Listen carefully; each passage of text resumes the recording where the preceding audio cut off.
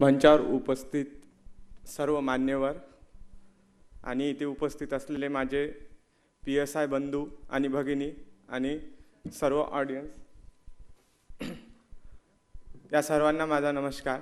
मी वर्धा या जिल्ह्यामधून आलेलो आहे आणि माझं गाव एकदम खेडा आहे. तिथे MPSC काय आणि UPSC काय याचा कुठलाही गंध नाही. आणि माझी पार्श्वभूमी अशी आहे की मी सिंगल पॅरेंट चाइल्ड आहे. म्हणजे माझा जन्म व्हायच्या अगोदरच माझ्या वडिलांनी आईला सोडून दुसरं लग्न केलेलं आणि सगळी जबाबदारी ही माझ्या आईवरती आली आणि तिने कुठलाही ताण न घेता माझं शिक्षण पूर्ण केलं. आणि मला सांगायचं गर्व आहे की माझ्या आईला अ ब क ड बिलकुल वाचता येत नाही. ती एक अडाणी स्त्री आहे, पण तिचे विचार हे फार उच्च दर्जाचे होते आणि तिने मला सतत सपोर्ट केलेला आहे.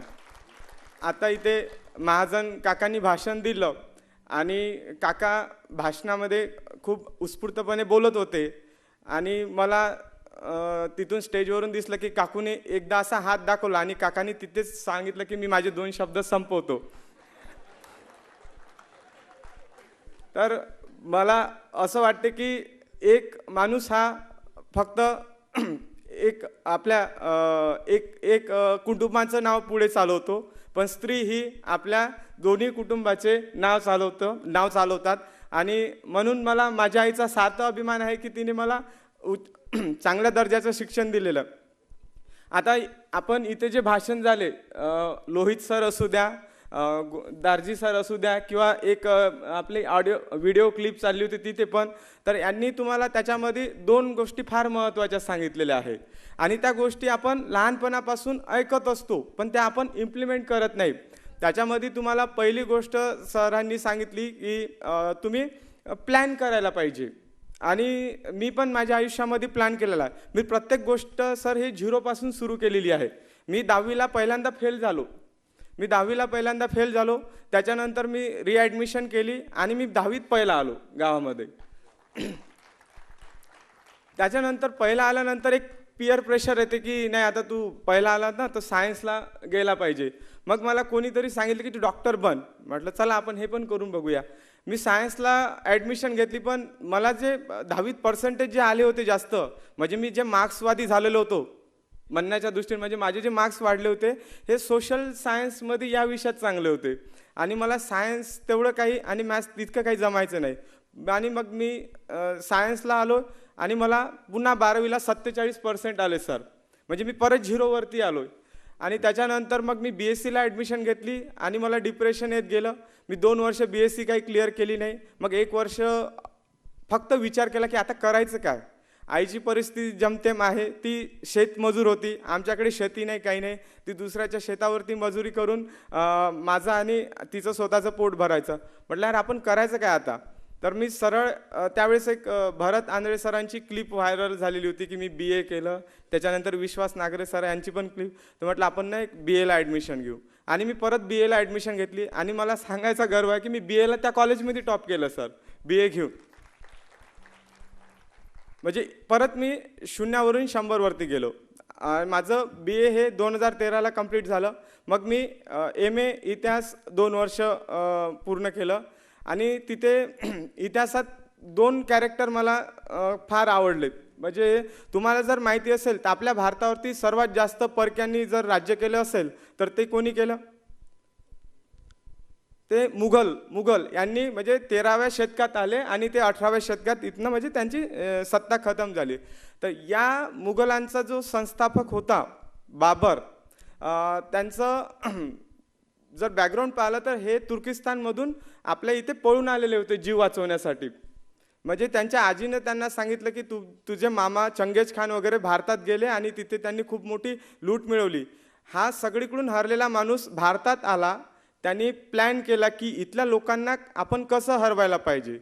तर आपल्या याच्यामध्ये लोकांमध्ये एकता नव्हती आणि मग त्यांना हरवणं सोपे आहे हे मनामध्ये ठाणलं. आणि तो काही नाही, 100-150 लोक घेऊन आलेला होता तिथनं आणि इथल्याच लोकांना त्यांनी आपल्यासोबत मिळवलं. आणि त्याच्यानंतर त्याची एक काय म्हणते त्याला तुलघमा पद्धती आहे सर युद्धनीतीची. पहिलं जे पानिपतचं युद्ध जे झालेलं आहे ते त्याच पद्धतीने तो जिंकला आणि त्याच्या चारी ज्या लढाया महत्त्वाच्या भारतामध्ये जे मुघल साम्राज्य एस्टॅब्लिश झालं त्याच्यामध्ये ही त्याची तुलघमा पद्धती फार महत्त्वाची आहे. याच्यामध्ये असं असायचं की पहिले घोडदौड पुढे असायचं, पायदळ असायचं, त्याच्यानंतर घोडदौड आणि मागे मग एक राखीव फौज ठेवायचा आणि तो ग्राउंडवरती लढाई करायचा. तो असा जंगलात वगैरे लढाई नाही करायचा. पानिपतच्या तिथे जर तुम्ही बघितलं तर फक्त ग्राउंड आहे. म्हणूनच आपलं तिसरं जे पानिपतचं युद्ध मराठी जे हरले त्याच्यामध्ये एक रिझन तेही आहे की आपल्याला गुरिला टेक्निक माहीत होती आणि ते युद्ध आपण ग्राउंडवरती लढलेलो आहे. त्याच्यामुळे मग आपलं तिथे मराठ्यांची हार झाली होती. तर बाबर काय करायचा, एक राखीव फौज त्या ग्राउंडच्या 4 बाजूने ठेवायचा. म्हणजे शत्रू जर पळायला लागले तर ते राखीव फौज त्यांना मारून टाकायची. म्हणजे त्यांनी पूर्ण प्लॅन केलं. जे दर्जी सरांनी सांगितलं, लोहित सरांनी सांगितलं की तुम्ही प्लॅन करायला पाहिजे. दुसरं की आपल्या MPSC साठी जे नोट्स जे सांगितली तर बाबर हा आपलं नोट्स मेंटेन करायचा सर. आणि असं म्हणतात की जर बाबर हा मुघल शासक म्हणून संस्थापक म्हणून जर भारतामध्ये फेमस नसता झाला तर तो एक चांगला उच्च दर्जाचा लेखक म्हणून आपल्या भारतामध्ये फेमस झालेला असता. म्हणजे त्याला ती लिहिण्याची पद्धत होती. त्याच्यानंतर हे झालं प्लॅनिंगचं महत्त्व. त्याच्यानंतर दुसरं सांगितलं की तुमच्याकडे गुणवत्ता असून जर तुमच्याजवळ प्लॅनिंग नसेल तर तुम्ही कसे फसता. तर त्याच्यामध्ये तुम्हाला माहिती असेल त्यांचं नाव तुघलक, मोहम्मद बिन तुघलक. हा माणूस बुद्धीने अत्यंत हुशार होता. म्हणजे आता जे आपण जे काय म्हणते त्याला मॉनिटरी आहे, जे पैसा आहे, चलन याच्यामध्ये त्या 10च्या नोटेला त्याच्यावरती गव्हर्नरची साईन असते, 100च्या नोटेवरती गव्हर्नरची साईन असते, म्हणून तुम्ही तिला चलनामध्ये आणता. तो एक साधा कागदाचा तुकडा असतो, बरोबर आहे. तर यांनी त्या काळामध्ये ही पद्धती आणली होती. म्हणजे त्यांनी सोन्याच्या ठिकाणी तांब्याच्या नाण्या आणून प्रचलित केल्या. पण लोकांनी काय केलं की ते सोन्याची नाणी घरात लपून ठेवली आणि तांब्याची नाणी याच्यामध्ये आणली आणि त्याच्यामुळे ती त्याची पद्धती फसली. म्हणजे याच्यामागे त्याचं प्लॅनिंग कमजोर पडलं. त्याच्यानंतर त्यांनी त्या पंजाबच्या इथे जे दोआब नदीचा जो भाग आहे तिथे ते सारा पद्धती आणली. म्हणजे त्यांनी सगळ्यांना एक टॅक्स लावून दिला आणि तिथे पण असं झालं की त्यावेळेस पाऊसच पडला नाही आणि त्याच्यामुळे ते सुद्धा त्याची पॉलिसी जी आहे ती फसली.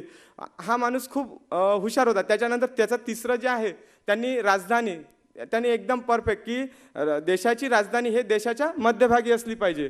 तर त्यांनी दिल्लीवरून राजधानी आपल्या देवगिरी म्हणजे औरंगाबाद इथे हलवण्याचा प्रयत्न केला. पण त्याला ती हलवताना हे नाही कळलं की फक्त आपण ऑफिसेस हलवायला पाहिजे. तो दिल्लीवरून सगळी पब्लिक जी आहे तिथली दिल्लीत तिथे सगळी जनता त्यांनी इथे हलवली आणि मग त्याच्यामुळे त्याला खूप त्रास झाला आणि मग ती सुद्धा त्याची पॉलिसी फसली. तर म्हणून जे सरांनी सांगितलं की तुम्ही जे कोणतेही काम करता त्याच्यामध्ये तुम्ही पॉलिसी आणि त्याचा प्लॅन असला पाहिजे, तुमच्या कागदावरती त्याचा प्लॅन असला पाहिजे. मी जेव्हा सर PSI म्हणजे मी STI असिस्टंट आणि PSI या तिन्ही मेन्सला क्वालिफाय झालेलो होतो. माझा सर्व फोकस STI कडे होता. पण STI माझी 6 मार्क्सनी राहून गेली. मग मी PSI कडे वळलो. तर माझी जेव्हा मेन्सचा रिझल्ट आला तर तेव्हा माझं वजन होतं 83 किलो. सरांना माहिती आहे माझा फोटो, म्हणजे मी 83 kgचं होतो आणि माझी 36 इंचची कमर होती. आता ती एक्झॅक्ट 28 इंची मी केलेली आहे. तर 6 महिने होते. 6 महिन्यामध्ये म्हटलं आपल्याला काही करून आता PSI व्हायचं आहे आणि मी स्वतःशीच ठरवलं. आणि मग मी म्हणजे 60-60 किलोमीटर सायकलिंग, त्याच्यानंतर 20-20 किलोमीटर मी सतत रनिंग करत राहिलो सर. आणि मला इथे मनापासून आभार मानायचे आहे की सर गोपाल सर हे खानदेशासाठी भगीरथ आहे. म्हणजे भगीरथनी जशी गंगा स्वर्गातून पृथ्वीवरती आणली तशी सरांनी हे UPSCचं जे फॅड आहे, MPSCचं फॅड हे पुण्या दिल्लीवरून आपल्या खानदेशामध्ये आणलं. आमच्या विदर्भात अजूनही याचा गंध नाही सर. मी देवाला प्रार्थना करतो की गोपाल सर सारखे भगीरथ आमच्या विदर्भात तयार होऊ देत आणि मी इथे एकटा आलो तर माझ्यासोबत पुढच्या वेळेने 15-20 मुलं आणखी येऊ देत. तर हे तुमच्यासाठी भगीरथ आहे आणि ते माझ्यासाठी द्रोणाचार्य पण आहे. पण त्यांनी माझा अंगठा मागितला नाही.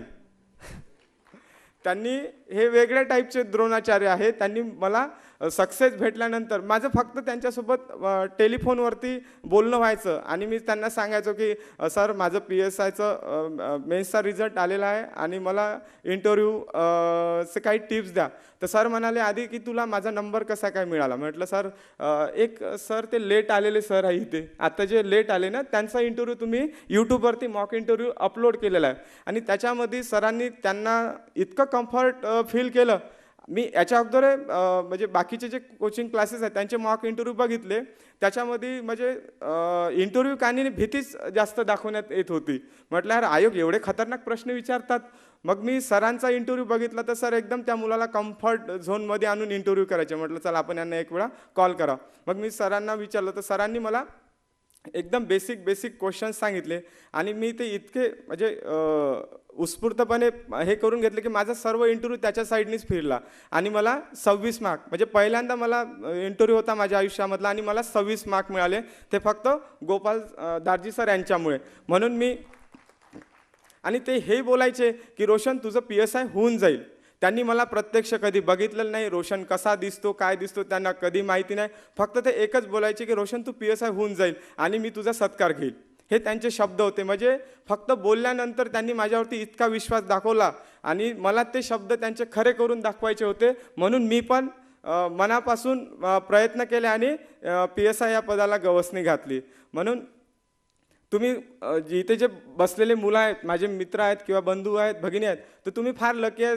तुमच्यासाठी सर इथे अवेलेबल आहे. आम्हाला या गोष्टीची विदर्भामध्ये अजूनही जाण नाही आणि सर मी तुम्हाला विनंती करतो की एखादी ब्रांच तुम्ही आमच्या विदर्भात तरी ओपन करा आणि तुमची जी ज्ञानाची गंगा आहे जी तुम्ही खानदेशामध्ये वाटताय ते आमच्या विदर्भात पोहोचू द्या. आणि आणखी एक शेवटली गोष्ट, कन्सिस्टन्सी काय, तर आपण पहिल्या वर्गात गेल्यानंतरच आपल्याला एक गोष्ट शिकवल्या जाते, ती आहे ससा आणि कासव. बरोबर आहे. तर ती गोष्ट समजायला सर मला 29 वर्ष लागले वयाची. पहिलीच शिकलो ती गोष्ट की एक ससा असतो आणि कासव असतो. बरोबर. आणि त्यांच्या शर्यत लागते. मग ससा धावतो आणि मधातच येऊन थांबून जातो. कासव आपला हळूहळू चालत असतो. तर आपण ती फक्त एक गोष्ट म्हणून वाचतो किंवा शिक्षकाकडून शिकून घेतो आणि विसरून जातो. पण त्या गोष्टीचा मथितार्थ असा आहे की तुम्ही कोणतंही काम करताना, कोणतंही असू द्या, ठीक आहे. मी जेव्हा ते 83 किलो वजन होतं, मला ते कमी करायचं होतं, तर मी एका दिवशी ते कमी नाही केलं. कारण माझं वजन हे एका दिवशी वाढलेलं नव्हतं, तर ते वर्षांनी वाढलेलं होतं. तर म्हटलं आपण त्याला तसंच वेळ देऊन म्हणजे कन्सिस्टन्सी मेंटेन करून आपण ते वजन कमी करायला पाहिजे. तर आपल्या कामात सुद्धा त्या सस्या आणि कासवाचा गोष्टीचा बोध घेऊन आपलं कोणतेही जे कार्य असू द्या, कोणतीही परीक्षा असू द्या, प्रत्येक परीक्षेचा एक वेगवेगळा टेम्पो असतो, तो आपण मेंटेन करायला हवा. मग ती MPSC असू द्या राज्यसेवा किंवा PSI असू द्या किंवा मग UPSC असू द्या. इथे जे सर्व यशस्वी झाले हे सर्व मित्र मेहनत करूनच यशस्वी झाले. इथे कोणी बाय फ्लूक यशस्वी झालेला नाही आहे. म्हणून तुम्ही सुद्धा त्या प्रकारचे प्रयत्न करा आणि आमचे जे द्रोणाचार्य आहे माझे दार्जी सर यांच्याकडून पुरस्कार स्वीकार कराल अशी मी आशा बाळगतो आणि माझे 2 शब्द संपवितो.